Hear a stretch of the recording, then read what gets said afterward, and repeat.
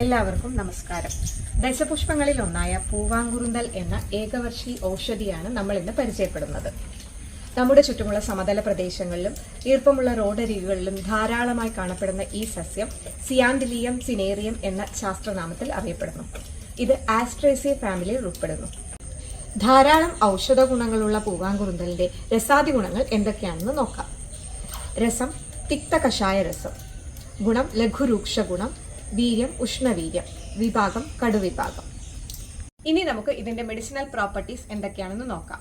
ഇതിന് anti pyretic property ഉള്ളതിനാൽ വിവിധ ഇനം ജ്വരങ്ങളിൽ, പ്രത്യേകിച്ച് കുട്ടികളുടെ ജ്വരങ്ങളിൽ നാം ഇത് ധാരാളമായി ഉപയോഗിച്ചു വരുന്നു.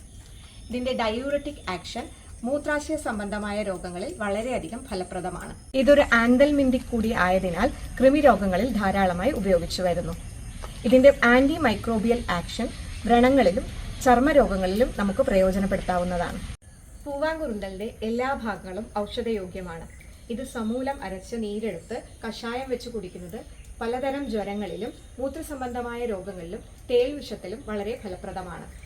ചെങ്കണ്ണിൽ പൂവാങ്കുറുന്തലിന്റെ നീര് പാലിൽ ചേർത്ത് ധാര ചെയ്യുന്നത് ലക്ഷണങ്ങൾ ശമിപ്പിക്കുവാൻ വളരെ നല്ലതാണ്.